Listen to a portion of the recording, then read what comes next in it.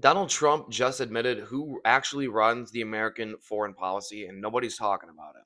While there is great news, there is a ceasefire between Israel and Gaza. You have Israeli hostages being released, you have Palestinian prisoners being released, bomb stopping, people maybe getting the chance to live another day.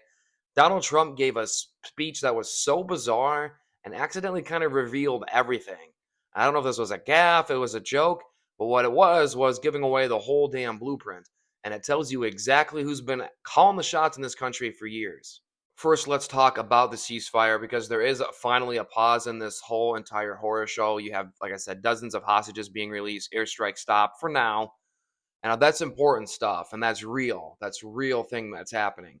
And I want to say, if your reaction to this is anything other than relief, you might want to look in the mirror. It doesn't matter who the president is. If you're mad that people are alive, that people are going to be going home instead of buried, you don't care about politics. You're just addicted to your side being right or wrong. So it doesn't matter who brokered it. I want to be very clear. It doesn't matter the team jersey that you might wear.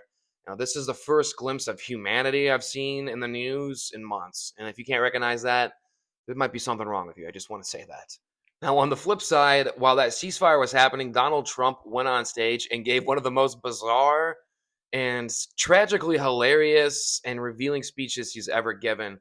And if you're paying attention to this, you found out who exactly runs the game. So he's standing there after the ceasefire is announced. He has a giant Israeli flag behind him, not American flag in sight, by the way. Already a pretty revealing and weird image. He starts talking about Miriam Adelson, who is one of his biggest donors. Her and her late husband, Sheldon Adelson, pumped hundreds of millions of dollars into GOP campaigns, super PACs, Israeli first policy initiatives. Donald Trump actually tweeted about Sheldon Adelson when he was running for president the first time back in 2015. And when Marco Rubio was running against him, basically said Marco Rubio is getting funded by Sheldon Adelson is going to be the perfect puppet. It's funny to think about that now. Go back and find that tweet. It's hilarious. Now, but Trump's giving this speech up there, and he goes, Miriam Adelson might be worth $60 billion, maybe more. And then he says he even asked her once. He's like, I probably shouldn't say this, but I asked her once, which country do you love more, America or Israel? And he said that she never gave him an answer. And he says, well, I think that means she might like Israel more. He says it on stage laughing like it's funny. And then he says Sheldon Adelson, who is deceased now, you should just call him up while he was president and was like, hey, I want to come to the White House. And Trump would be like, I'm the president of the United States. You can't just show up like that. That's not how that works. But he said before you know it, he would just be there anyways. And that's where I want to stop us and explain what just happened. He's literally admitting that a foreign aligned billionaire who has massive influence over the United States policy just walked through the White House doors without permission, just willy nilly, like it was a fucking DoorDash order. And instead of being alarmed by that, Trump's like bragging about it. It's nonchalant about it.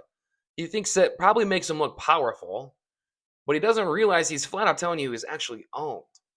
And the president is bought. I think all the presidents are bought.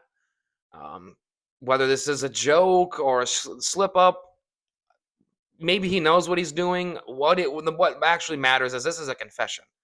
He just said the quiet part out loud. That's what they call a gaffe in politics. It's not a gaffe in politics for lying. It's called a gaffe when you tell the truth. And then that joke part about her liking Israel even more, that's the darker part.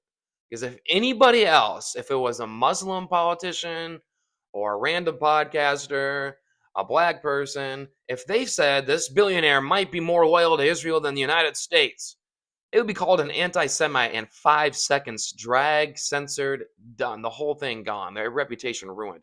But Trump says it, but he spins it. He's like, it's a good thing that she might like Israel more. He gives it a positive spin with some love. And he gets a standing ovation for it. They literally started standing up and clapping. Because it's when you're on their side, it's not anti-Semitism. It's just good foreign policy. So you should clap for the ceasefire. It is a very good thing. I want to be very clear. You can thank God that the bomb stopped for once. But don't forget this thing that he just told you. Because if you ever wondered who actually runs the United States, he just gave you their fucking name.